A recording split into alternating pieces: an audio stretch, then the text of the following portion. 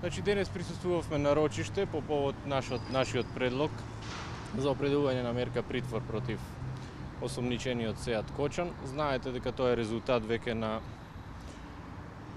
тоа е резултат на она што Врховниот суд ги укина решенијата на апелациониот суд и на Кривичниот совет на Основниот суд Скопје 1 Скопје.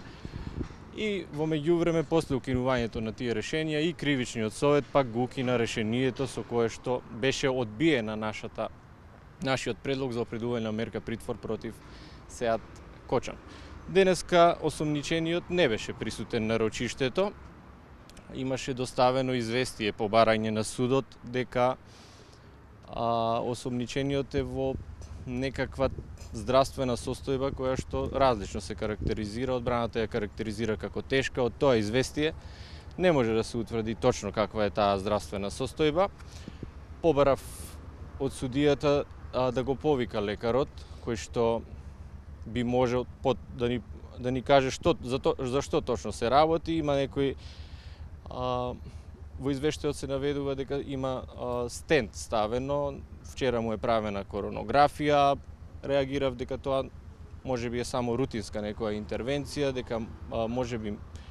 Меѓутоа немав сигурен податок дали лицето стварно не може да се појави пред суд, и за токму тие причини барав да дојде лекарот да ја образложи неговата здравствена состојба. Судијата не го прифати тоа барање. Сметаше дека рочиштето може да се одржи без негово присуство и го одржа рочиштето без негово присуство. Постапуваше по напаствијата што ги даде уште Врховниот суд, не по напаствијата на Кривичниот совет, затоа што Кривичниот совет според она што судијата го кажа, а не го добивме ние како решение од Кривичниот совет, е дека всушност и немал некакви напаствија како она да постапува во овој предмет. Напаствијата на Врховниот суд, за која што ќе кажам дека според мене тоа е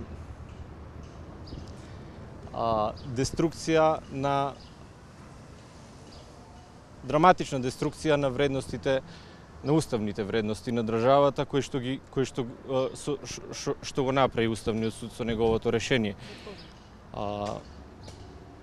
Постапувајќи по таквото решение, значи прво овде според законот за кривична постапка, каде што е предвидено дека треба некакво постоење на основано сомнение, ние влеговме во рочиште за докажување на некакво основано сомневање и преминавме на анализа на доказите со кои што располагаме ние како јавно обвинителство и од кои цениме дека има основано сомнение, а сега и уште повеќе за бараната мерка против осомничениот. Значи аргументите и ние и одбраната ги соочивме. Доказите кои што ги имаше на располагање и Врховниот суд само сега беа презентирани уште еднаш пред судијата на претходната постапка, беше посочено од кои докази произлегува тоа основано сомнение, иако јас посочив дека ние веќе влеговме во завршни зборови, овде може да се направи целосна пресуда за неговото поведение, кое во казнено-правна рамка сметам дека е кривично, а тоа судот треба да се произнесе со конечна пресуда. Влеговме во таква расправа, судот според она што течеше како расправа, на крај барем така произлезе под записникот дека за него не е спорно основаното сомнение и дека сега преминавме на она што се вика дали е осомничениот треба да му биде определена мерка притвор или не. Ќе ја чекаме таа одлука по однос на мерката. Судот има рок од 6 часа, меѓутоа тој рок мислам дека го врзува кога осомничениот. Овде сега мислам и дека малци ќе го пречекори тој рок од причини што има обемен материјал, затоа што и одбраната и ние се повикавме и на нашите искази дадени и во апелациониот суд и пред Кривичниот совет, така да ќе мора да ги прибави и тие предмети. Се надевам дека многу брзо ќе одлучи до крајот на денот. По однос на рочиштето така беше коректно изведено. Ќе ми дали истата судика што определи притвор го води исто моментално сега овој предмет? Не, како што кажав сега, а постапката е на судија на претходна постапка. Значи вчера или завчера Кривичниот совет, пошто го немам добиено тоа решение, го укина решението на судијата за претходна постапка. Кога постапуваше првиот пат кривичниот совет, го преиначи нејзиното решение и определи мерка притвор и после тоа решение беше потврдено од страна на апелациониот суд во дел, само по однос на опасноста од бегство. Меѓутоа, Кривичниот совет сега сметаше дека нема основа да постапува, нема да држи јавна седница по однос на нашата жалба, сега беше актуелна на однос на претходното решение и го врати со решение по суштествена повреда на постапката на судијата со решение на првостепениот, односно пред судијата на претходна постапка да одлучува по однос на мерката притвор.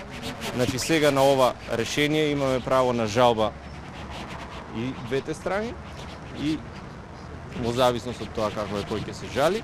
Меѓутоа, ова решение сега и според правниот став на Врховниот суд, за кој што повторно ќе кажам воопшто не се сложува, е дека веднаш е извршно сега, затоа што има одредба во Законот за кривична постапка која што предвидува дека кога судија на претходна постапка ќе даде, ќе определи притвор, извршноста е веднаш.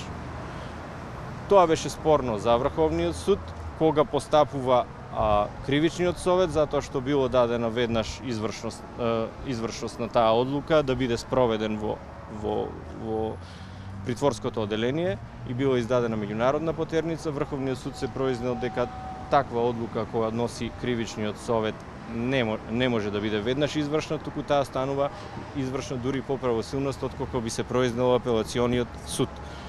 Значи, во таков случај, наш став е им лично мој што си одржаме дека таа правна ситуација е воопшто одлучена, е решена со Законот за кривична постапка. Таму е предвидено дека кога се определува мерка притвор, иако е нагласено судијата на претходна постапка, меѓутоа кога се определува мерка притвор, значи веднаш мерката е извршна.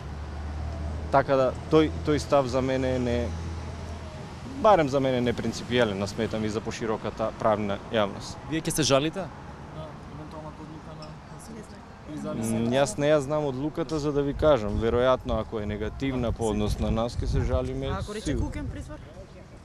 Во овој момент, според мене, затоа што не ги знам околностите на неговата здравствена состојба целосно. Јас и специјалното јавно обвинителство верувам дека ќе вложи жалба и на таква мерка. Благодарам. Воопшто не ја знам здравствената состојба. Ова беше некое штуро известие кое што не укажува на тоа дека во моментот можам да се произнесам или од хуман аспект да речем не е човекот за притвор. Јас го немав тоа право во моментот да го направам.